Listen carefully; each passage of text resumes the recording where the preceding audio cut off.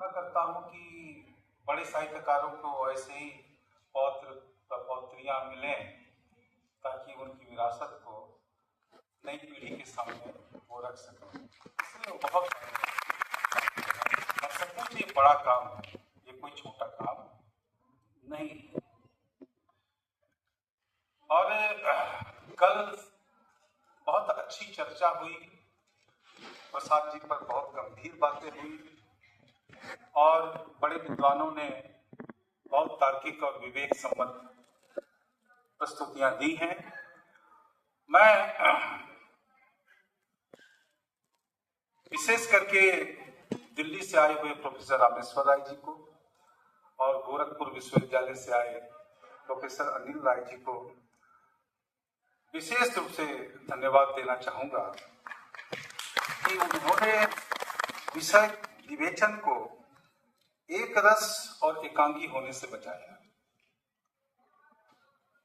सिक्के के जो दूसरे पहलू हैं उन पर भी हमारा ध्यान जाना बहुत जरूरी है।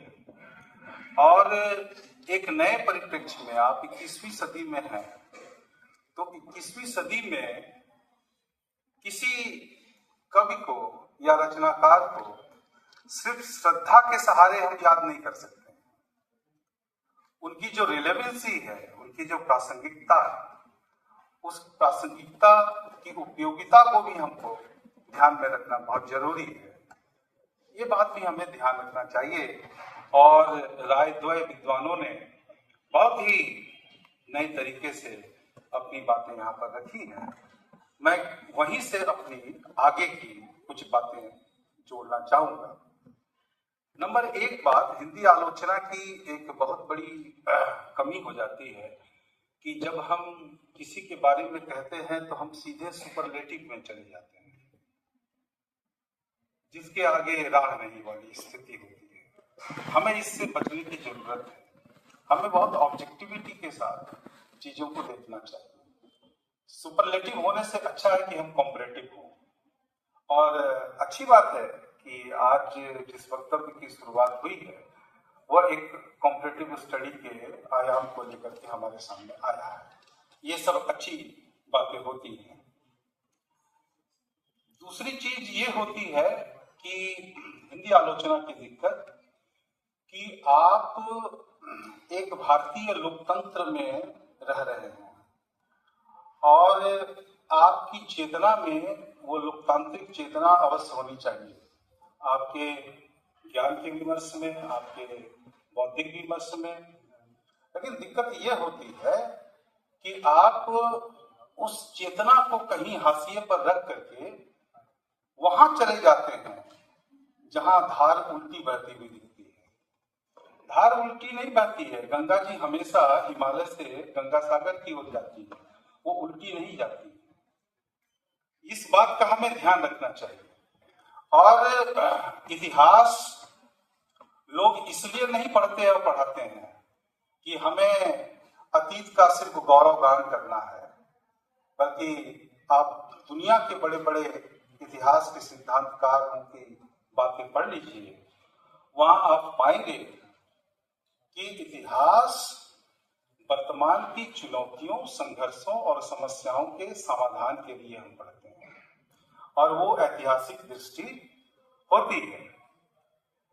और उसका भी एक बौद्धिक आधार होना चाहिए कि इतिहास को भी, आज की चुनौतियों को भी हम अगर विश्लेषित करें तो हमारा आधार क्या होगा? क्या वो धर्म होगा? क्या वो एक विशेष प्रकार की सांप्रदायिक आइडियोलॉजी होगी? क्या वह दर्शन होगा? ये सब बातें होंगी।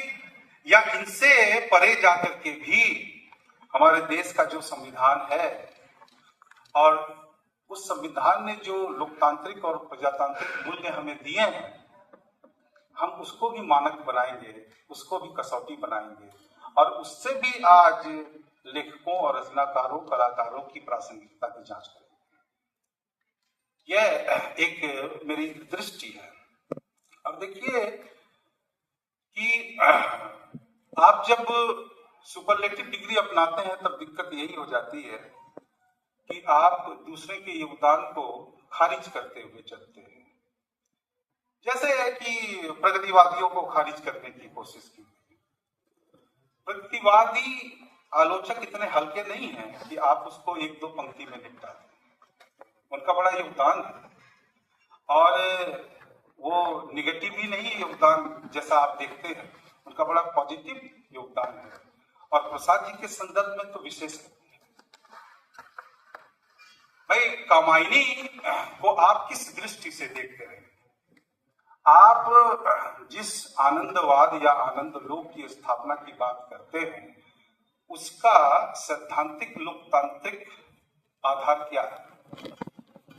वो तो दर्शन मात्र ही है ना, जो नैतिक मूल्यों से जुड़ा हुआ है, जो एक आदर्श या प्रत्यय से जुड़ा हुआ है। उसका व्यवहारिक जमीनी आधार क्या है, यह हमें देखना है। और यह बात भी सामने आई कि प्रसाद जी की जो कविता है वह आज की जमीनी सच्चाई से उस रूप में नहीं जुड़ती है, इस बात में सच्चाई है। लेकिन मुक्तिबोध ने जब कामायनी पर पुनर्विचार किया तो पुनर्विचार उनकी कोई विवशता नहीं थी।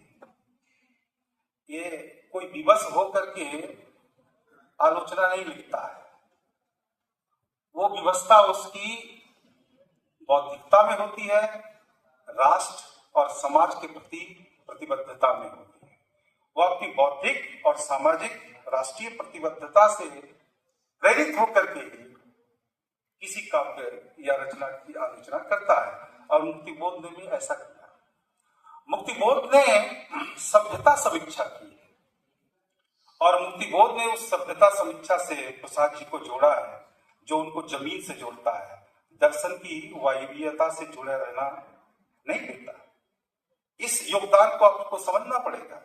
और आनंद लोक या आनंदवाद की जगह पर वो प्रजातंत्रवाद की स्थापना करता है। पूरा कामायनी जिसको फैंटेसी भी बड़ा नेगेटिव अर्थ में आया है, लेकिन कामायनी को जिस फैंटेसी के रूप में मुक्तिबोध ने, एक प्रगतिवादी आलोचक ने रखा है, उसने प्रसाद के औरा को 10 गुना क्या बहुत गुना ज्यादा बढ़ा दिया है और उनको सही में एक व्यवहारिक दुनिया, एक व्यवहारिक जमीन पर लाकर खड़ा किया। तो देव संस्कृति यानी सामंती मूल्यों के विघटन के बाद लोकतंत्र का उदय कैसे होगा और उसमें विज्ञान और बौद्धिकता की भूमिका क्या होगी, इसको रचा है, पुनर्सृजित किया है अपनी आलोचना में मुक्तिबोध ने कामायनी को, उसकी पुनर्रचना की। और देखिए रामचंद्र शुक्ल जैसे व्यक्ति भी श्रद्धा से थोड़ा चिढ़ जाते हैं और वो कहते हैं कि रसपगी रही पाए ना बुद्धि। और शुक्ल जी के अंतर्मन में थोड़ा सा झांक कर देखिए तो श्रद्धा से ज्यादा उनका झुकाव ईड़ा की तरफ है और ईड़ा नए ज्ञान, विज्ञान और बौद्धिकता के प्रतीक है। और ये भी बहुत आश्चर्य की बात नहीं है कि मनु के पुत्र मानव को सौंपा जाता है जिन हाथों में, वो ईड़ा के हाथों में है। यानी कि सृष्टा जयशंकर प्रसाद जो दृष्टा के रूप में कामायनी में सामने आते हैं, उसका आधार वायवीय दर्शन नहीं है, ठोस तार्किक विवेक संबंध विज्ञान है। ये भविष्य है जो वहां वो सामने रख रहे हैं। इसलिए बहुत ज्यादा सुपरलेटिव में जाकर के एक खंडन मंडन से हमें थोड़ा बचने की कोशिश करनी चाहिए और जो हमारी नई पीढ़ी के लोगों के लिए वरण्य होगा आज की परिस्थिति के अनुसार, उसको देखते हुए अपनी बात कहनी चाहिए। एक बात मैं और आपके सामने करना चाहूंगा। निदा फाजली का शेर है कि हर आदमी में होते हैं 10-20 आदमी।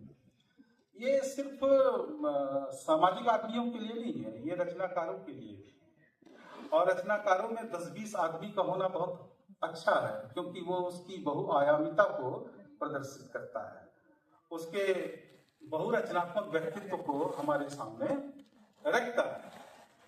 मैं एक छोटे से उदाहरण से, बात लंबी नहीं करेंगे क्योंकि थोड़ा समय कम से कम 12:15 तक तो खत्म हो ही जाए। अब देखिए, जैसे कि आप महादेवी की कविताएं पढ़िए तो आपको एक दूसरे तरह का रस मिलेगा। महादेवी की व्यक्तित्व की दूसरे तरह की चीजें आपको दिखाई देगी, जिसमें अद्वैत है, निर्गुण है, उनका अपना एक दार्शनिक जीवन है, रसवाद है, अलग तरह की चीजें। लेकिन ये कैसे होता है कि इस तरह की बीन भी हूं मैं, तुम्हारी रागनी भी हूं, इस तरह की